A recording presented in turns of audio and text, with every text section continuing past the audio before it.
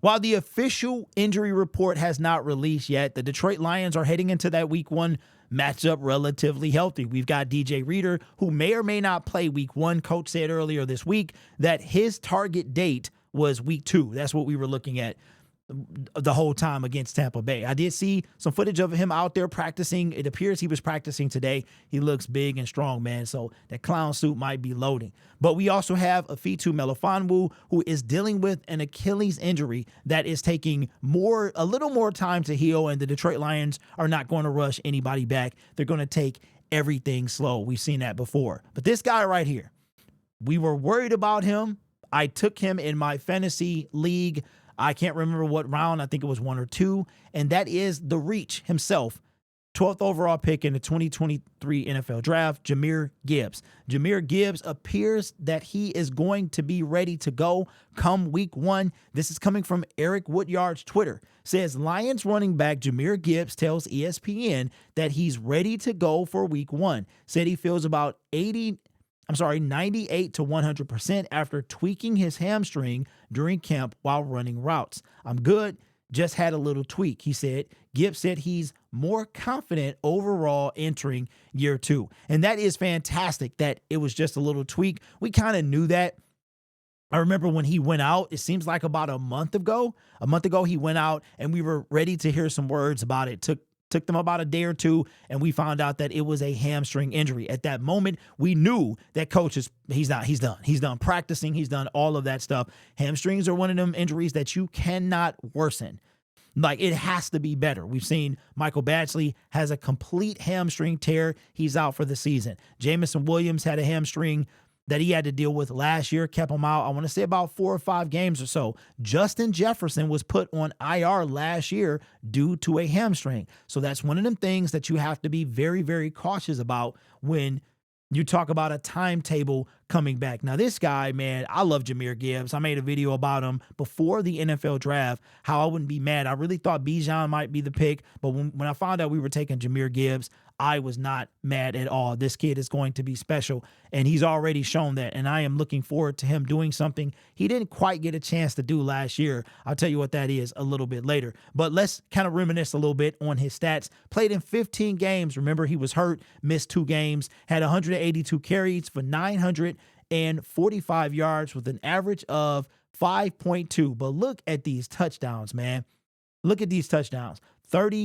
He had 10 touchdowns. Now, this right here, this is small compared to what I think he's going to do this year. I think he's going to break a run of 60-plus yards and make a house call. And then receiving, had 52 receptions, 71 targets, 316 yards, just 1 touchdown there. Now, Dan Campbell said that they're trying to put him in the passing game more, and that he has to, he got to catch the football, right? Because he had 8 drops off those 71 targets. So what is that? That's over 10%. That's about 11, 12%, somewhere around there. So that's something you can't have in the National Football League. For reference, Amon-Ra St. Brown had over twice as many targets, and he had 8 drops total. So Jahmyr is going to have to catch the football, but I don't see any problem with that happening. That I'm sure he's going with that confidence. I'm sure he's going to pick up right where he left off and be even better than he was before. But this is huge, man, because the Detroit Lions are going to need his services. If we're going to make that official push for the Super Bowl, last year was like, they're overachieving, right?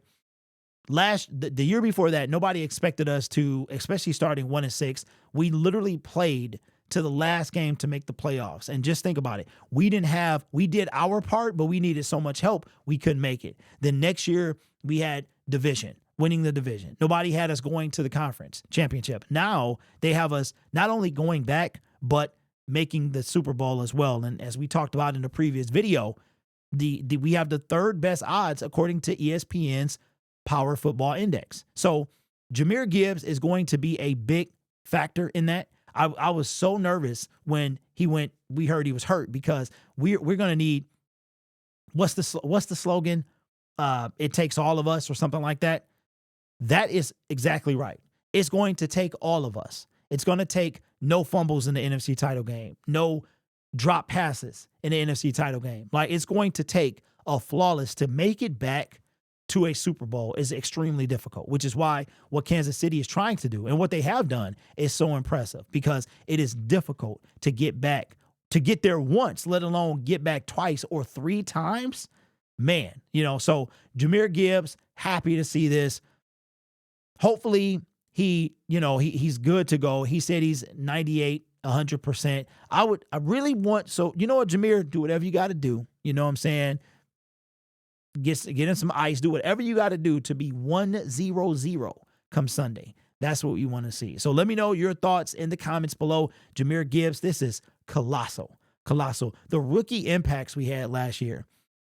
Sam Laporta, Jahmyr Gibbs, Brian Branch. I mean, these rookies made an impact last year, and I can't wait to see all of these guys in year two. So let me know your thoughts in the comments below. Consider subscribing to the YouTube channel as well. Trying to get to 22,000 subscribers, and I need y'all to help me do that, because I am trying to stay ahead of the most clickbait Detroit Lions content creators I have ever seen.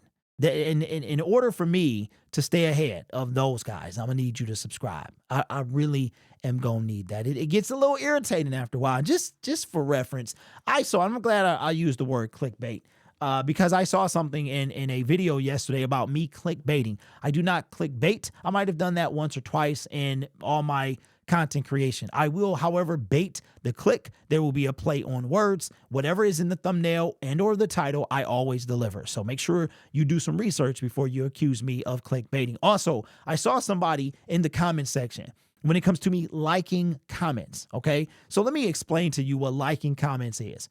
Liking, I don't know what it does for you guys, okay? Is it special? Do you care? I have no idea. But it is my way of acknowledging your comment. It does not mean I like what you said. It doesn't mean I agree with what you said. It is simply a way for me to show you I am acknowledging your comment. Because as the comment section grows, as my subscriber count grows and the interaction grows, it becomes much more difficult to interact with a comment.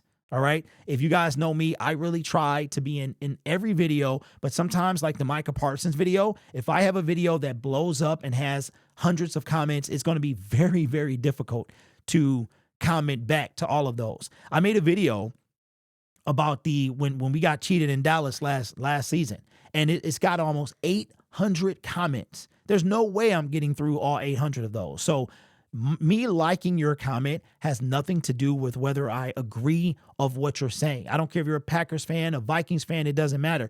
If that's just me showing I acknowledge the comment. However, I will say this. If you have a history of being antagonistic, if you are disrespectful to me or anybody else in the comment section, yeah, you might not get a heart. That's just how that is. So that's how that is. So you getting a heart has nothing.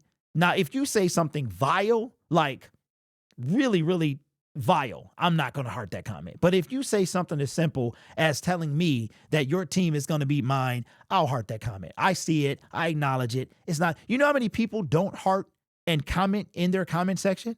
Go look. Some of your favorite Detroit Lions YouTube creators may not even interact in their comment section. They could have bots in their comment section. I try to be very active with you guys in the comment section. So chill out with the hearts. It simply means I acknowledge your comment, and whatever that does for you, what it does for me is showing you that I see you, right? So I don't want to be one of those guys that ever loses touch with my fan base and the fan base of our team. All right. So hopefully that clears everything up. You know who I'm talking to.